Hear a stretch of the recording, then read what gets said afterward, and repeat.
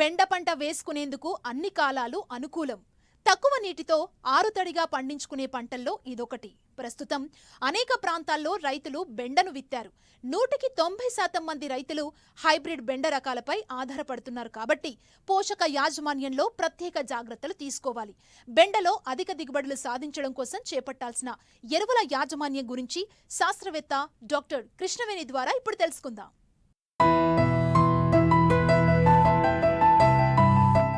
బెండ ఏడాది పొడవునా సాగయ్యే పంట. 4 నెలలు కాలపరిమితి కలిగిన ఈ పంటలో హైబ్రిడ్ రకాలు అందుబాటులోకి వచ్చాక రైతులు ఎకరాకు 50 నుంచి 100 క్వింటాళ్ల దిగుబడి సాధిస్తున్నారు.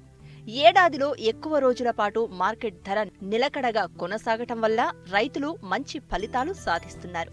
ఈ పంటలో పల్లాకు తెగులును తట్టుకునే రకాలు, హైబ్రిడ్లు అందుబాటులో ఉండడంతో రైతులు స్థిరమైన ఆదాయం గడించే అవకాశం ఏర్పడింది. ప్రస్తుతం రబీలో విత్తిన పంట వివిధ దశల్లో ఉంది. సకాలంలో పోషకాలు అందించి యాజమాన్యంలో తగిన మెళకువలు పాటిస్తే మంచి దిగుబడి సాధించవచ్చని సూచిస్తున్నారు శాస్త్రవేత్త డాక్టర్ కృష్ణవేణి. బెండ అనేటువంటిది ఉష్ణమండల పంట. వేసవి కాలంలో మరియు ఖరీఫ్ కాలంలో అనుకూలమైనది. వేసవిలో విత్తుకున్నట్లయితే మనకు అధిక దిగుబడి రావడానికి అవకాశం ఉంటుందండి. విత్తనం నాటే ముందు మనము 8 నుంచి 10 టన్నుల పశువుల ఎరువుని ఎకరాకి ఆఖరి దుక్కులో వేసి కలియదున్నాలండి. దీంతో పాటు భాస్వరం మరియు పొటాష్ని ఇచ్చేటువంటి ఎరువుని 30 కేజీలు ఆఖరి దుక్కులో వేసుకోవాలి. విత్తిన 30 రోజుల తర్వాత ప్రతి 15 రోజులకు ఒకసారి, అంటే 30 రోజులకి 45 రోజులకు ఒకసారి, 60 రోజులకు ఒకసారి 70 కిలోలు నత్రజని అందించేటువంటి ఎరువుని యూరియా రూపంలో కానీ డిఏపి రూపంలో కానీ మనము 3 సమపాలల్లో అందించాలండి.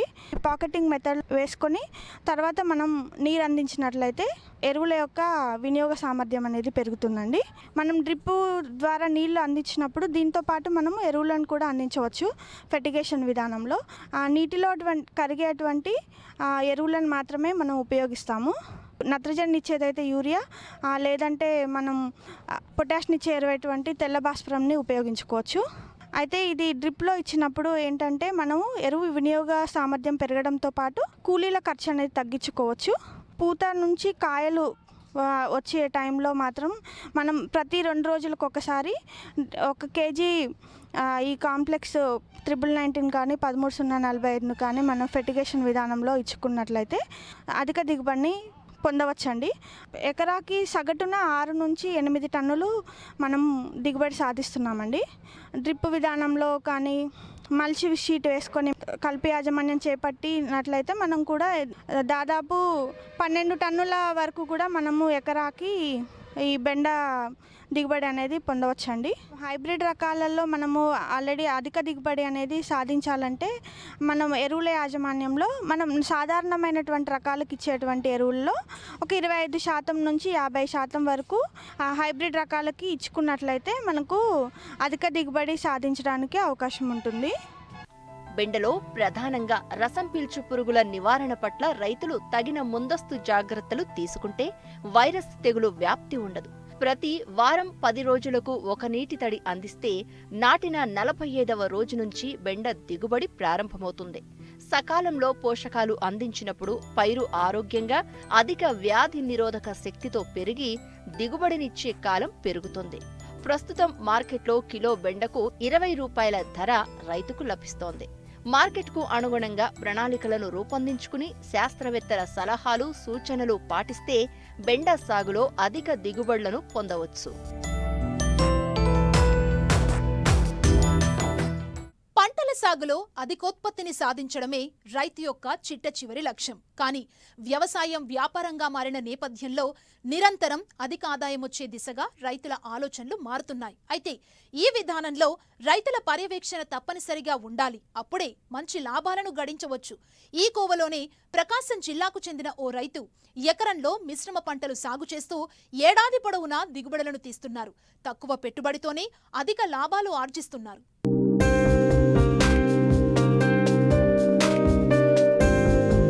ఇదిగో ఈ వ్యవసాయ క్షేత్రం చూడండి. తీరొక్క పంటలు కనిపిస్తున్నాయి కదూ. ప్రధాన పంటగా శనగను సాగు చేస్తూ అందులోనే 4 రకాల అంతర పంటలు బార్డర్ క్రాప్గా మరో 2 పంటలున్న ఈ వ్యవసాయ క్షేత్రం ప్రకాశం జిల్లా కొత్తపట్నం మండలం గాదిపాలెం గ్రామంలో ఉంది. దీనిని సాగు చేస్తున్న రైతే ఝాన్సీ లక్ష్మి.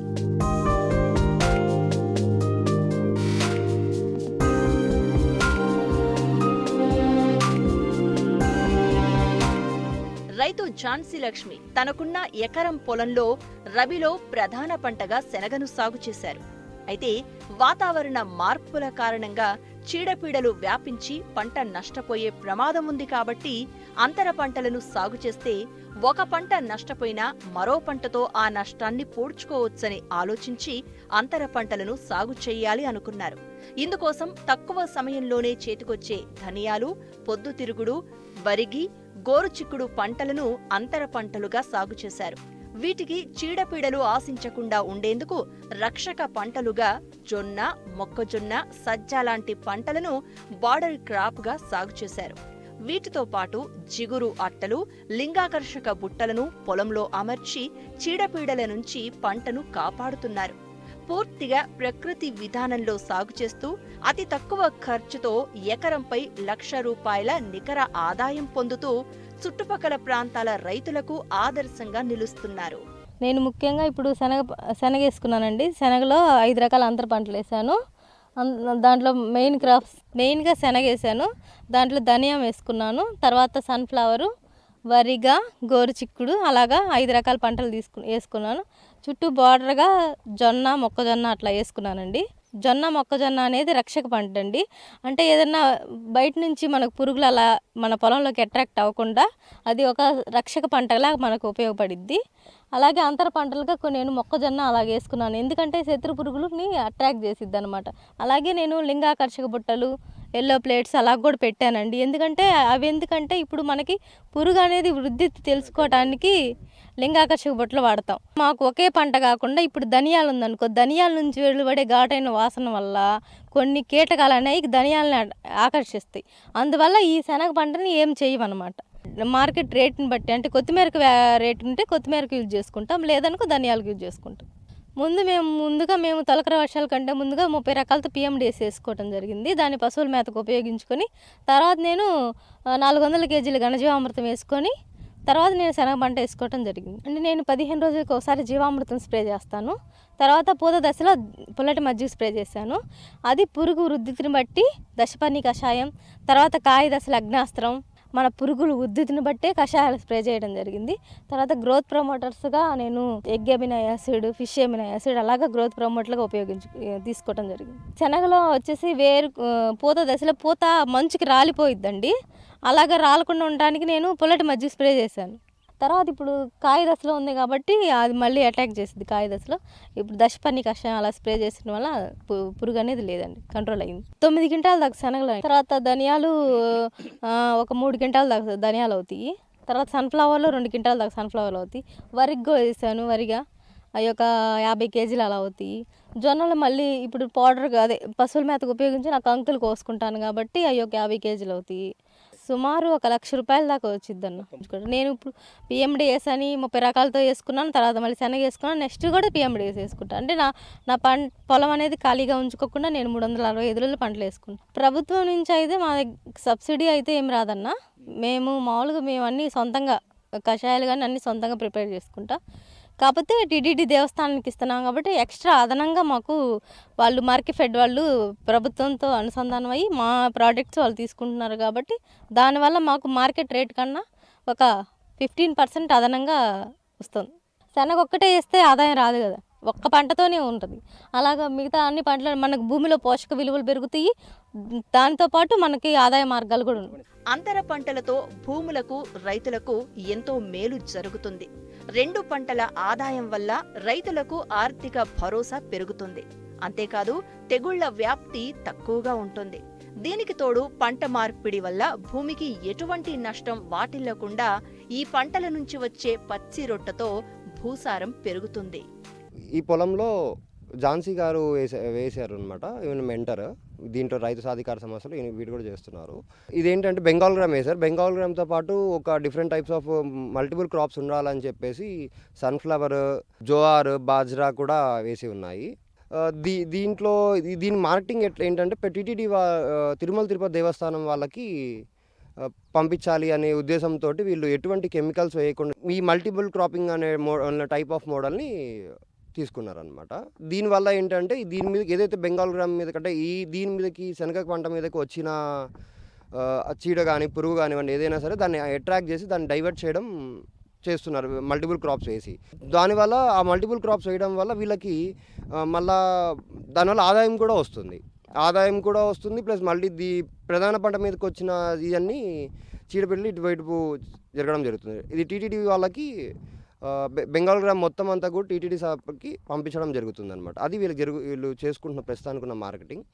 ఈ మండలంకి వచ్చేసి 2475 మంది ప్రకృతి వ్యవసాయం చేస్తున్న వాళ్ళు ఉన్నారు. ఈ గ్రామం వచ్చేసరికి 150 మంది ప్రకృతి వ్యవసాయంలో చేస్తున్న వాళ్ళు ఉన్నారు. దాంట్లో రకరకాల కేటగిరీలు ఉన్నారు. ఈ కేటగిరియేషన్ అనేది ఎలా తీసుకుంటాము అంటే వాళ్ళు చేసే విధానాన్ని బట్టి, తర్వాత వాడుతున్న ఈయన బట్టి, అంటే కొంతమంది పార్షియల్గా, సీడ్గా అలా రకరకాలుగా ఉన్నారు. దీన్ని ఈ కేటగిరీని బట్టి అలా చేస్తున్న మొత్తం అందరి సంఖ్య వచ్చేసి ఇక్కడ ఈ గ్రామం వరకు 150 మంది ఉన్నారన్నమాట.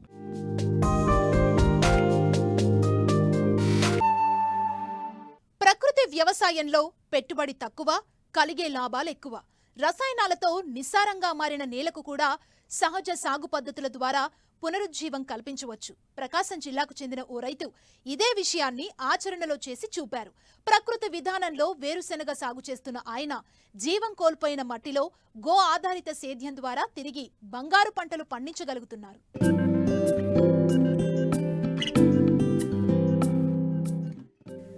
దశాబ్ద కాలంగా వ్యవసాయ రంగంలో అనేక మార్పులు వచ్చాయి. అధిక దిగుబడి ఇచ్చే వంగడాల మాయలో రసాయన ఎరువుల వాడకం విచ్చలవిడిగా పెరిగిపోవడం సేద్యాన్ని పతనావస్థకు చేర్చింది. భూములు నిస్సారమవడం, చీడపీడల ఉధృతి పెరగటం వల్ల దిగుబడులు తగ్గుతూ వచ్చాయి. ఓవైపు పెరిగిన పెట్టుబడి, మరోవైపు కూలీల కొరతకు తోడు సాగు భారం రైతును వెన్నాడుతోంది. ఈ పరిస్థితులను అనుభవం ద్వారా తెలుసుకున్న ప్రకాశం జిల్లా కొత్తపట్నం మండలం పాదుర్తి గ్రామానికి చెందిన రైతు రామారావు గో ఆధారిత ప్రకృతి వ్యవసాయమే పరిష్కారం అనుకున్నారు. తనకు తెలిసిన మిత్రుల ద్వారా గో ఆధారిత వ్యవసాయంలో శిక్షణ తీసుకుని పంటల సాగు చేపట్టారు. అంతేకాకుండా ఇంట్లో కిచెన్ గార్డెన్ కూడా పెంచుతున్నారు. అయితే మొదట్లో శ్రమ పెరగడం, దిగుబడులు తగ్గినా వెనుకడుగు వెయ్యలేదు.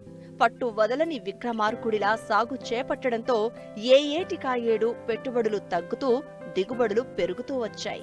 నేను ఈ గో ఆధారిత ప్రకృతి వ్యవసాయంలోకి రావటానికి కారణం మొదటగా మనం తినే ఫుడ్డు విషపూరితం అనేది గ్రహించి ఈ గో ఆధారిత వ్యవసాయము బాగుందనేది నా స్నేహితుడు చెప్పడం జరిగింది. గో ఆధారిత ప్రకృతి వ్యవసాయం మీద 6 గంటలు మీటింగు పాల్గొని అందుట్లో అన్ని వివరాలని నేను గ్రహించి ఒక ఆవుతో 30 ఎకరాల వ్యవసాయం చేయవచ్చు అనేది ఆ రోజే నాకు తెలిసింది. ఆ రోజు నుంచి కూడా నేను వ్యవసాయాన్ని చేయడం జరిగింది. ఆ తర్వాత మేము 7 సంవత్సరాలు జీవామృతము కషాయాలతోనే కౌలు పొలం తీసుకొని గ్రౌండ్ నెట్ వేయటము, నాతో పాటు కొంతమంది రైతులకు కూడా ఈ విధానాన్ని చేపించడం జరుగుతుంది సార్. వరి ఎచ్చనగా వేస్తారు. వరి ఎచ్చనగా కొంతమంది రైతులతో కూడా మా పాదర్తి గ్రామంలో చేయడం జరిగింది. కూరగాయలు, ఆకుకూరలు తక్కువ సార్ మా గ్రామంలో. సొంతగా ఇళ్ళకాడ వాళ్ళ మటుకి కొన్ని ఇళ్ళకాడ కిచెన్ గార్డెన్లు వేసుకొని వాళ్ళు పండించుకోవడం తింటుంది. అప్పటి నుంచి కూడా ఇప్పుడు దాకా కూడా మాకు కూరగాయలు, ఆకుకూరలు, పళ్ళు అన్నీ కూడా మా ఇంటికాడ కిచెన్ గార్డెన్లో 360 రోజులు మాకు దొరుకుతాయి. విత్తన శుద్ధి నేను బీజామృతంతో తొలిసూరు చేశాను. ఆ బీజామృతం తీసేసి మేము బూడిద, మూత్రము, ఇంగువతో ఆవు పిడకలతో తయారు చేసిన బూడిద, మూత్రము, ఇంగవ, పొడి ఇంగువ తీసుకొని మేము ఈ వేరుశెనగ గ్రౌండ్ నెట్కి ఏంటంటే బూడిద, మూత్రం, ఇంగువతో చేస్తున్నాము. ఇది బాగా నాకు అనుకూలంగా ఉంది. భూమి తొలిసూరు మేము జీవామృతంతో అంటే నీటి పారుదల ఉన్న పొలాలకేమో జీవామృతం చేసాము. నీటి పారుదల లేని పొలాలకేమో ఘన జీవామృతంతో విత్తనం వేయబోయే ముందుగా ఘన జీవామృతం చల్లి ఎకరాకు వచ్చేసి 3 క్వింటాల చొప్పున చల్లి విత్తనం ఎదబెట్టేవాళ్ళమి. ఆ తర్వాత జీవామృతము అవసరం వచ్చినప్పుడు కషాయాలు స్ప్రే చేస్తుండేవాళ్ళు. ఈ స్ప్రింక్లర్ ద్వారా మేము వాటర్ రోజు మార్చి రోజు ఇస్తాము. అందుట్లో మనము ఈ జీవామృతం అనేది అప్పట్లో ఏం చేసామంటే స్ప్రింక్లర్ ద్వారా వారానికి ఒకసారి లేదా 5 రోజులకు ఒకసారి ఇచ్చేవాళ్ళం. మేము జనవరిలో వేస్తాం సార్, 3 నెలలకు తీస్తాం సార్. ఆ తర్వాత మళ్ళీ మార్చిలో వేస్తాం సార్, మళ్ళీ గ్రౌండ్నట్ వేస్తాం. మార్చిలో వేసేసి ఆగస్టుకి తీస్తాం సార్. అలాగేంటంటే మేము భూమిని ఎప్పుడు కూడా ఖాళీ ఉంచకుండా ఏదో ఒక పైరుని భూమిని కప్పి ఉంచుతాం సార్. కషాయాలు కూడా వాడాల్సి వస్తుంది సార్. ఈ కషాయాలు అనేది ఏంటంటే రైతులు ఆకులు అన్నీ సేకరించేసి ఈ తయారు చేసుకోవటం కొద్దిగా ఇబ్బంది పడుతున్నారు. ఏ కాడికి మేము షాప్ ఉంది, కొంత మేము చేయగలిగాము. ఒక సంవత్సరం నేను 800 లీటర్ల దశపర్ణి కషాయం తయారు చేస్తే దాదాపు 50 కేజీల ఆకులు కోయాల్సి వచ్చింది. అలాగా నేను ఒక్కనే 50 కేజీల ఆకులు కోస్తే అందరూ అలాగా కషాయాల కోసం ఆకులు కోస్తే దొరుకుతాయా? దొరకవు. కాకపోతే ఆకులన్నీ కోస్తే మనకు ఆక్సిజన్ కూడా దొరకదు. దానికోసం ఆలోచించి నేను కొద్దిగా మార్పు చేశాను సార్. అది ఇంటికాడ ఒక 10 డబ్బాల్లో వేరుశనగని విత్తనాలు గుచ్చేసి దాని మీద ట్రైల్ వేసాను. ఆ ట్రైల్ నాకు ఓకే అయింది.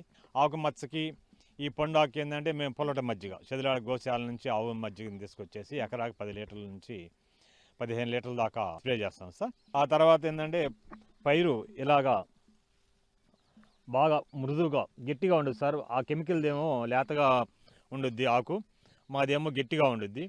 పైరుకి ఏంటంటే వాళ్ళకి ఏంటంటే పై దాకా మచ్చ వచ్చేసింది సార్. మా దానికి ఆకులకి పై దాకా మచ్చ రాలేదు. 25 రోజుల కాంచి మొదలు పెడుతుంది, 35-40 రోజుల దాకా కూడా పొద్దశ వస్తుంది. ఆ పొద్దశలో ఏంటంటే మేము పొల్లట మజ్జిగ అనేది చేయటం జరుగుతుంది సార్. అలాగ చేస్తే ఏంటంటే ఓడంతా కాయ అవుతుంది అనేది ఒక ఆలోచనతో ఏంటంటే పొల్లట మజ్జిగ పొద్దశలు ఇస్తే బాగుంటుందని పాలేకర్ గారు చెప్పడం, అది మేము గ్రహించి చేసాం సార్. మేము కూడా దాన్ని గ్రహించడం వల్ల చూసాం కూడా. దాన్ని పాలు పోసుకునే దశలో కూడా మేము 60 రోజులకు ఒకసారి కూడా మళ్ళీ మేము ఈ పొల్లట మజ్జిగ ఇస్తున్నాము. ఇప్పుడు గతానికి ఇప్పుడు పోల్చుకుంటే నాకు పొల్లట మజ్జిగ ఏంటంటే పైరు కూడా బాగా గ్రోత్ వస్తుంది. నా ప్రాక్టికల్ చేసిన తర్వాత చూశాను పొల్లట మజ్జిగ వల్ల ఏంటంటే తెగుళ్ళను కాపాడుతుంది, రెండోది పైరు గ్రోత్ వస్తుంది, మూడోది ఈ పూతంతా మనకి ఎక్కువ భాగం కాయ కూడా కావడం జరుగుతుంది సార్. ఇలాగ ఏంటంటే చేయటం వల్ల రైతుకి ఏంటంటే దానికి దీనికి డిఫరెన్స్ నేను చూశాను సార్. చాలా డిఫరెన్స్గా వస్తుంది. అంటే రైతు కషాయాలు చేసుకోలేకపోవటము, రెండోది ఈ శనగపిండి బెల్లం కూడా కెమికల్ రావటము నాకు కొద్దిగా బాధగా అనిపించేసి ఆ తర్వాత బూడిద మూత్రాన్ని తయారు చేసేసి గత 2 సంవత్సరాల నుంచి విత్తనం కూడా ఏంటంటే రైతు తన విత్తనాన్ని అమ్మేసేసి మళ్ళీ తెచ్చుకుంటున్నాడు. అలా కాకుండా మేము అదే విత్తనాన్ని మేము 4 సంవత్సరాల నుంచి అదే భూమిలో కూడా వేయటం జరిగింది సార్. తనకున్న పశువుల నుండి వచ్చే వ్యర్థాలను ఇటు పంటలకు ఉపయోగించడమే కాకుండా ఉప ఉత్పత్తులను తయారు చేస్తున్నారు రైతు. ముఖ్యంగా ఆవు పేడతో పిడకలు, ధూప్ స్టిక్స్, సబ్బుల తయారీ చేస్తున్నారు. వీటితో పాటు పంట దిగుబడులను వ్యాపారులకు అమ్మకుండా నేరుగా వినియోగదారులకు అమ్మడంతో అధిక ఆదాయం పొందుతున్నారు. ఈ రైతు సాగు విధానాలను చూసి చుట్టుప్రక్కల రైతులు సైతం ఆచరిస్తున్నారు. వేరుశనగకి బాట క్రాప్గా మొక్కజొన్న వేయటం జరిగినది. ఈ మొక్కజొన్న వల్ల పక్కన వాళ్ళు కొట్టే కెమికల్ మా పైరు మీద పడకుండా ఉండటానికి, రెండోది బాటర్ క్రాప్ అనేది మనకి ప్రహరీ గోడలాగా మా పంటకి రక్షణగా ఉండటానికి, పురుగులు అనేవి కూడా కొన్ని రాకుండా ఉండేదానికి కూడా ఈ మొక్కజొన్న అనేది వేయటం జరిగినది. అలాగే ప్రధాన పంటల వేరుశనగలో వేరుశనగ ద్విజుల దళం కాబట్టి ఏకదళం పంటను కూడా మేము అంతర పంటలుగా ప్రధాన పంటల్లో సాళ్ళుగా వేయటం జరిగింది. కొన్ని గోరుచిక్కుడు, ఇలాగా బెండ, ఇలాంటి కొన్ని రకాలని మేము అంతర పంటలుగా కూడా వేయటం జరిగింది. ఇంచుమించు నేను గతంలో ఇప్పుడు చూసింది ఏంటంటే వాళ్ళకి ఎన్ని అయినాయో మనకు కూడా ఎన్ని అవుతున్నాయి. దిగుబడి వాళ్ళకి 30 బస్తాలు అయితే ఇంచుమించు మనకు కూడా 30 బస్తాలు అవుతున్నాయి. కాకపోతే మనకి వాళ్ళకి మాకు డిఫరెన్స్ ఏంటంటే వాళ్ళు కెమికల్ వాడితే 10 నుంచి కనీసం 12,000 రూపాయల కెమికల్, అంటే సత్వాలు అయితే పురుగు మందులు అయితే వాడతారు. మనము అలాంటిది వాడం సార్. రెండోది ఏంటంటే మనము వీటిని నేను మళ్ళీ ప్రాసెసింగ్ చేసుకుంటున్నాను సార్. నేను సొంతగా మళ్ళీ వినియోగదారులకి లేదా షాపులకి నేను వీటిని మళ్ళీ పప్పులు కానీ లేదా ఆయిల్ కానీ ఈ విధంగా తీసి నేను సొంతగా అమ్ముకోవడం వల్ల నాకు ఫోన్లు చేసి ఇప్పుడు ఉండకాయలు మొత్తం కూడా తీసుకోవడం జరుగుతుంది. ప్రజెంట్ కింటా ధర వచ్చేసి పప్పులు అయితే 15,000 కింటా వచ్చేసి అమ్ముతున్నాము. కాయలు అయితే 36 కేజీల బస్తా వచ్చేసి 3,500 రూపాయలకి అమ్ముతున్నాం సార్. దానికి దీనికి కిలోకి వచ్చేసి మనకి ఒక 40 రూపాయలు దాకా డిఫరెన్స్ ఉంది సార్. ఎకరాకి వచ్చేసి క్వింటాల్ లెక్క మాకు 30 బస్తాల లెక్కన పడుతుంది సార్. 36 కేజీల బస్తాలు 10 క్వింటాల్ పైన వస్తాయి, 10 నుంచి 12 దాకా వస్తాయి. నేను 3 ఎకరాల 50 సెంట్లలో ఈ ప్రకృతి వ్యవసాయం చేస్తున్నాను. 2018 నుంచి ఈ వ్యవసాయం పాదర్తి రామారావు గారని ఆయన వ్యవసాయాన్ని నేను గమనించి ఆయన సూచనల మేరకు సంప్రదింపుల మేరకు నేను ఈ 3.5 ఎకరాల వ్యవసాయాన్ని చేస్తున్నాను. వ్యవసాయం బాగా లాభసాటిగానే ఉంది. కెమికల్ దానికంటే దీంట్లో ఈ పండించిన ఉత్పత్తి నేను సొంతగానే పప్పులు, ఆయిలు అందరికీ సప్లై చేస్తూ మంచి లాభాలని ఆర్జిస్తున్నాను. ఇదంతా కూడా మా రామారావు గారు ద్వారాను మరియు నరసింహులు సారు, రెడ్డప్ప సారు ఆధ్వర్యంలో ఈ వ్యవసాయం నేను చేయటం జరుగుతుంది. సంవత్సరానికి 2 పంటలు వేరుశనగ పండిస్తాను.